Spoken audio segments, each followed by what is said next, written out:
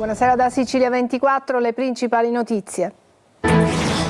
Donne vittime di stalking e violenza nel Nisseno, a Riesi un uomo ha abusato e l'ex filmato tutto, a Gela un 56enne ha distrutto la casa dell'ex compagna.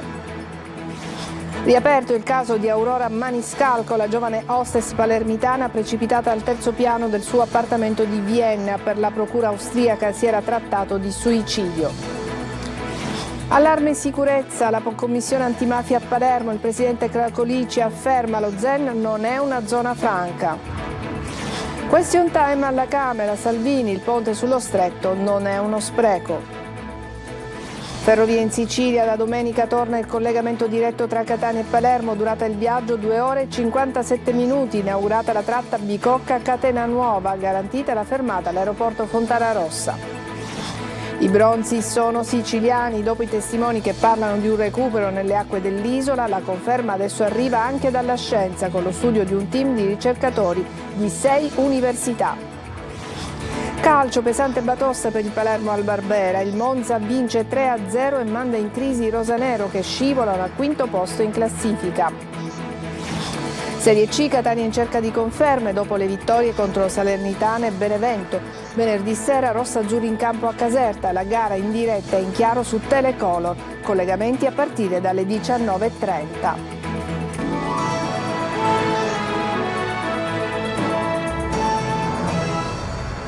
Bentrovati, apriamo questo nostro telegiornale con 2 storie di stalking e abusi che arrivano dalla provincia di Caltanissetta. A Riesi un uomo ha violentato la propria compagna e ha filmato gli abusi. A Gela un 56enne ha distrutto la casa della ex compagna. Il servizio è di Rita Cinardi.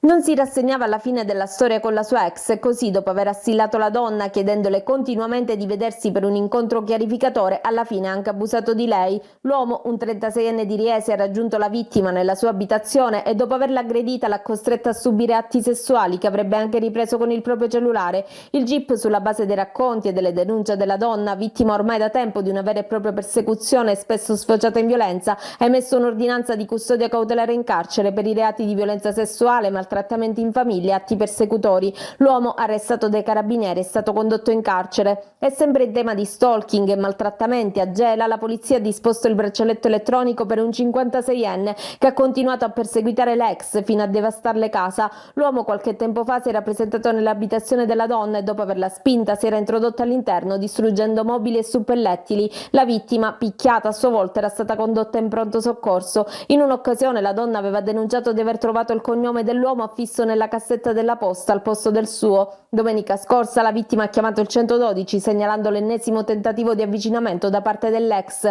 I poliziotti hanno fermato l'uomo a bordo della propria auto dove teneva nascosti una mazza da baseball, un bastone e un coltello a serramanico.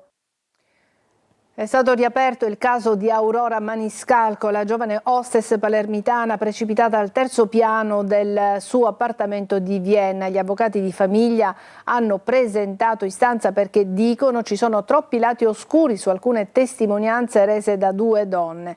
Simona Mazzone. Sono state riaperte le indagini sulla morte di Aurora Maniscalco, l'hostess palermitana di 24 anni precipitata nella notte tra il 21 e il 22 giugno scorsi dal terzo piano dell'appartamento di Vienna che condivideva col fidanzato Elio Bargione. Il legale della sua famiglia, Alberto Raffadale, insieme al collega Andrea Longo del Foro di Vienna, ha presentato istanza perché, ha spiegato al nostro TG raggiunto telefonicamente, ci sono ancora troppi lati oscuri in questa vicenda. A partire dalle testimonianze rese da 2 donne agli stessi avvocati che non coincidono con quanto riferito dalla polizia austriaca. Secondo le autorità del luogo, le 2 testimoni avrebbero visto la ragazza volare dall'appartamento, mentre ai legali entrambe hanno confermato per iscritto versioni diverse. Una soltanto ha detto di avere visto una donna cadere giù e non dalla parte della testa. Secondo l'avvocato Raffadale, la cosa importante è dimostrare la dinamica della caduta che ha provocato la morte della ragazza, viste anche le incongruenze fornite da Bargione, oltre a quelle delle testimoni. La madre della ragazza continua a ripetere di avere cercato in ogni modo di dirle che Elio era una persona pericolosa, che non mi convinceva, sono le sue parole. Lei però si arrabbiava e non voleva ascoltarmi, mi diceva che non era un violento, lei non lo capiva, un giorno ho visto un livido su un suo braccio, poi un morso sulla gamba, spiega ancora. Intanto sulla strada dove si trova l'appartamento a Vienna campeggia la scritta Stop femminicidio. A Palermo mafia, droga e scommesse, 5 nuovi arresti del blitz grande inverno che a febbraio aveva portato in carcere 181 affiliati ai mandamenti di Portanuova e Bagheria. Giulia Zara. Estorsione aggravata, traffico illecito di sostanze, stupefacenti e gioco d'azzardo. C'è tutto questo nel blitz antimafia di Palermo Grande Inverno che allunga la lista degli arrestati. 5 i nuovi fermati affiliati al mandamento di Portanuova. La Procura della Repubblica voleva arrestarli a febbraio quando è scattato il blitz, ma il giudice per le indagini preliminari non aveva accolto la richiesta. Da qui il ricorso della Procura accolto dal Tribunale del Riesame con i nuovi provvedimenti cautelari che riguardano il filone investigativo di Portanuova. Nella maxi operazione dei carabinieri erano finite in carcere 181 persone dei mandamenti di San Lorenzo, Bagheria, Pagliarelli e Tommaso Natale. I clan tenevano sotto scacco i quartieri imponendo il pizzo e gestendo le piazze di spaccio.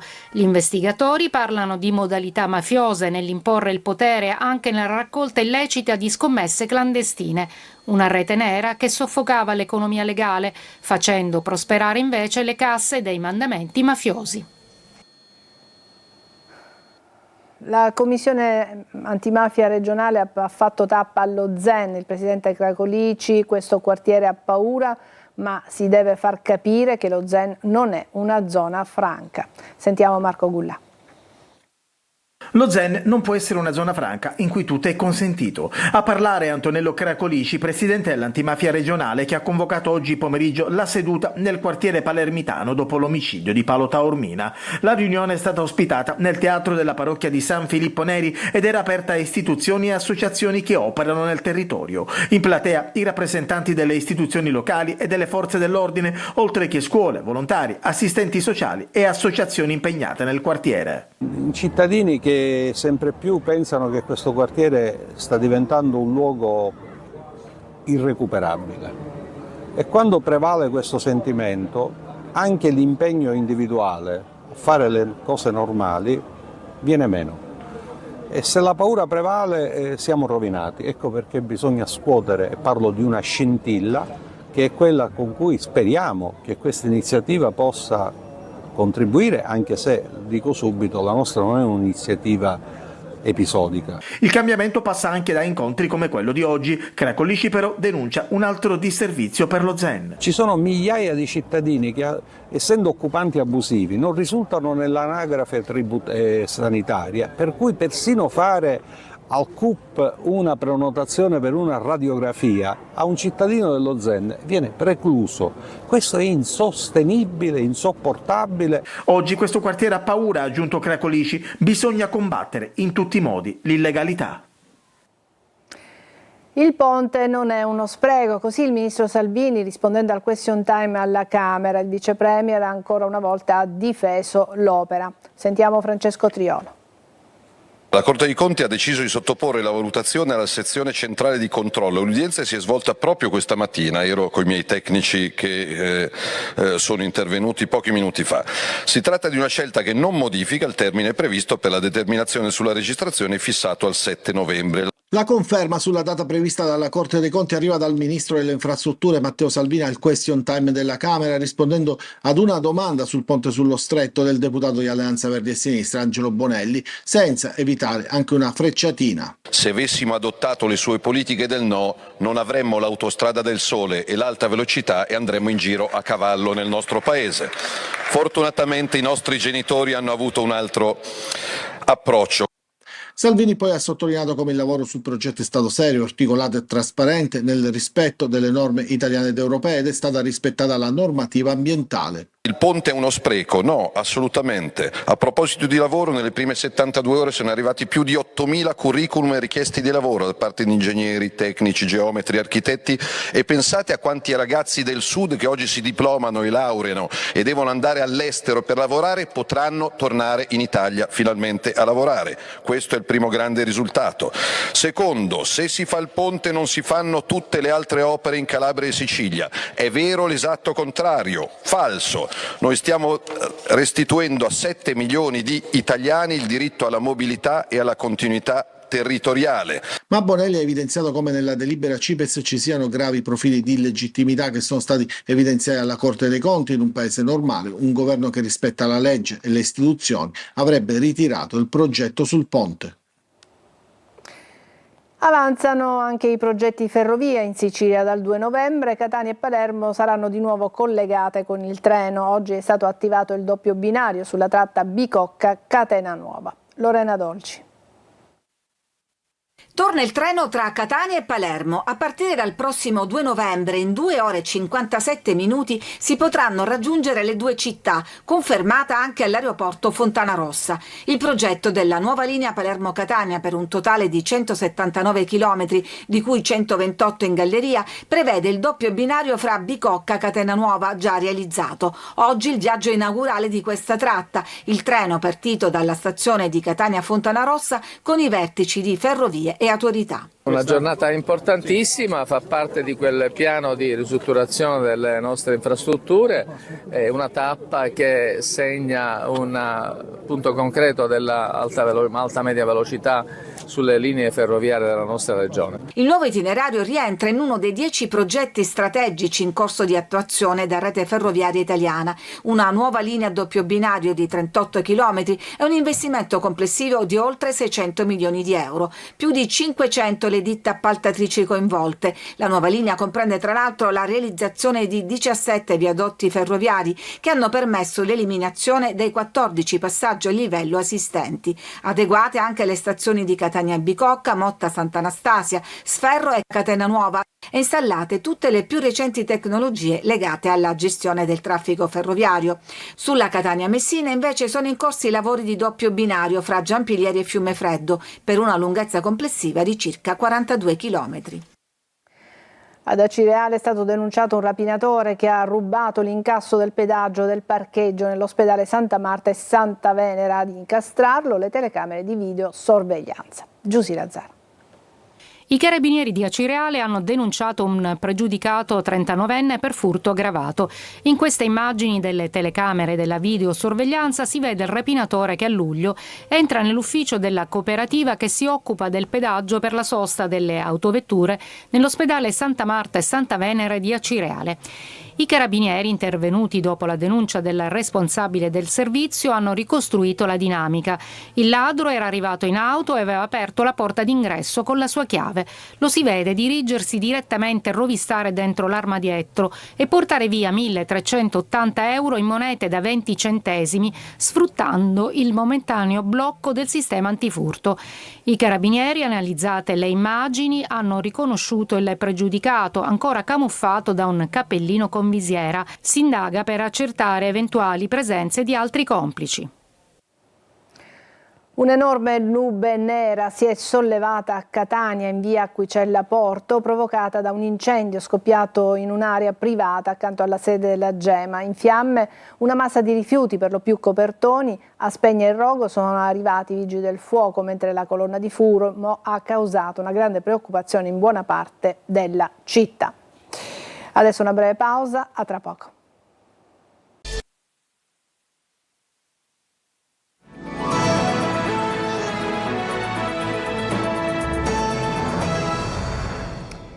I bronzi sono siciliani, si conclude la nostra piccola inchiesta. Dopo i vari testimoni che parlano di un recupero in Sicilia dei bronzi di Riace, la conferma arriva dalla scienza con lo studio di un team di ricercatori di 6 università. Lorena Dolci. I bronzi erano stati pescati a Brucoli. Quante statue ha visto lei? Allora, fino a 3 le ho contate. Adesso la conferma dell'origine siciliana dei bronzi di Riace arriva anche dalla scienza. Un team di 15 ricercatori di 6 università, tra cui Catania e Ferrara, ha pubblicato in questi giorni i risultati di un anno di lavoro. A oltre 50 anni dal ritrovamento in Calabria si comincia a delineare uno scenario molto diverso da quello ufficiale, che porta direttamente in Sicilia, nella baia di Brucoli. Una delle prove è in questo campione di argilla prelevato ai Pantanelli, alla foce dei fiumi Ciane e Anapo. Uno in particolare, che è questo che abbiamo qui davanti, mostra una somiglianza geochimica veramente sorprendente con il campione US 2227, che è il campione utilizzato per assemblare il braccio del bronzo A e al resto del corpo. Quindi questo significa che i bronzi sono stati installati a Siracusa. Da questo dato, su input del dottor Anselmo Madeddu, autore di un libro Verità sui bronzi, vengono avviate tutta una serie di indagini multidisciplinari. E tutti hanno confermato la stessa cosa. Questi bronzi provengono da profondità elevate, quindi non 7-8 metri, da zone in cui mancava completamente l'ossigeno, quindi di elevata profondità. Le concrezioni sono compatibili con elevata profondità. L'assemblaggio, come ho già detto prima, è stato prodotto a Siracusa. E infine questi bronzi non possono essere rimasti a una profondità così bassa per 2000 anni, perché il moto ondoso a questa profondità è così intenso che avrebbe interamente distrutto questi bronzi. Fondamentale lo studio dello stato di conservazione delle 2 statue. Queste incrostazioni sono formate da invertebrati marini, le cui specie sono compatibili con profondità elevate, non così superficiali come quelle dei fondali di Riace. Ma che abbia maneggiato, trafficato e forse rivenduto capolavori di rara bellezza, questo la scienza non lo può spiegare. Cambiamo argomento, parliamo di Halloween, tra make-up da brivido, Halloween conquista l'Italia. In Sicilia ci pensa l'influencer palermitano Alessio Rubino ad ironizzare sulla festa, ma l'Associazione Internazionale Esorcisti mette in guardia: dietro le zucche si nasconde l'ombra del male. Eva Spampinato.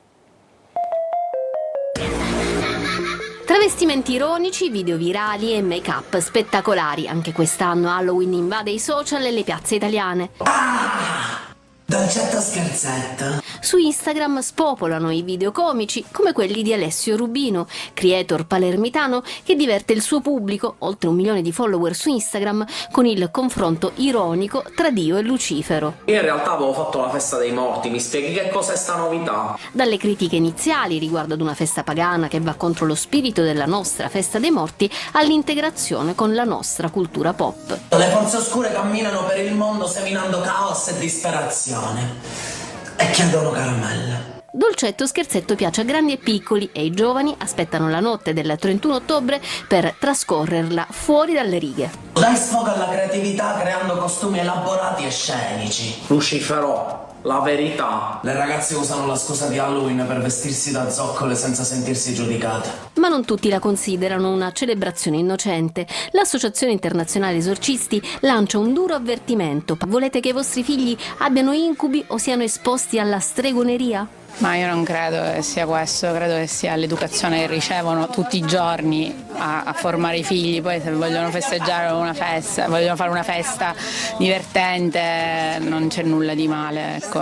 Halloween dunque continua a dividere tra chi la vive come un gioco e chi invece ci vede qualcosa di molto più oscuro. Breve pausa e poi il calcio.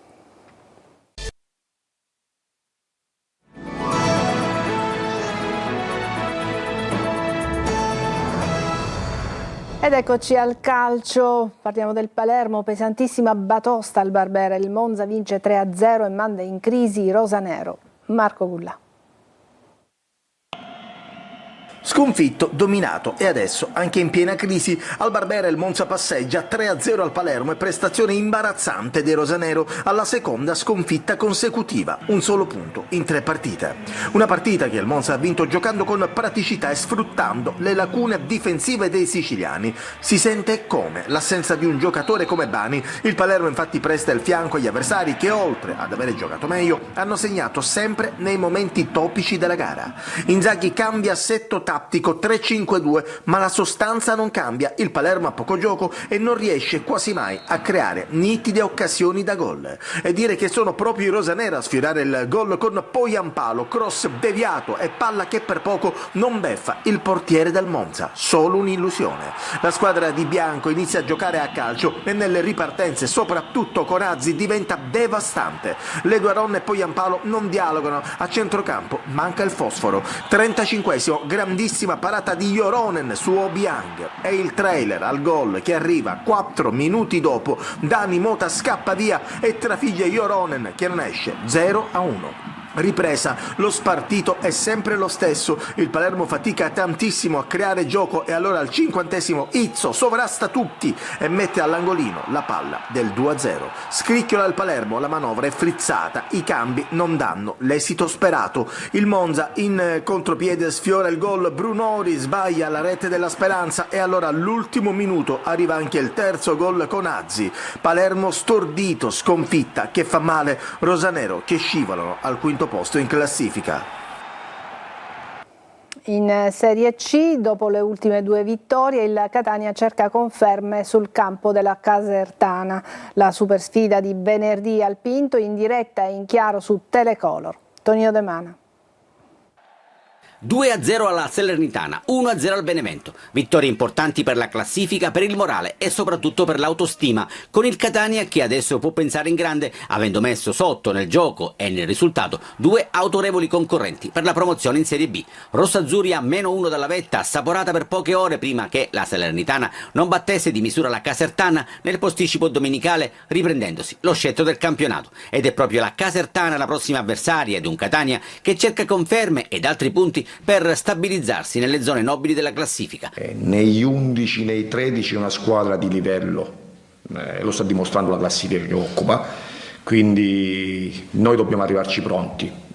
Si gioca di venerdì, quindi ha avuto i giusti giorni per prepararla. Abbiamo ancora domani e anche la giornata di venerdì per poter finire di preparare al meglio la partita, perché è una partita di consolidamento. Si riparte da una certezza, dalla difesa, la migliore del girone C di Serie C con 5 gol al passivo su 11 incontri, nono clean sheet stagionale e reti ancora inviolate al Massimino che a sua volta fa registrare numeri da Serie A. È un Catania insomma che passo dopo passo sta costruendo qualcosa di importante, ma l'appetito viene mangiando e al Pinto di Caserta nell'anticipo di venerdì va in scena il big match della giornata che Telecolor trasmetterà in chiaro ed in esclusiva per un appuntamento particolarmente atteso dagli appassionati di Fede Rossazzurra.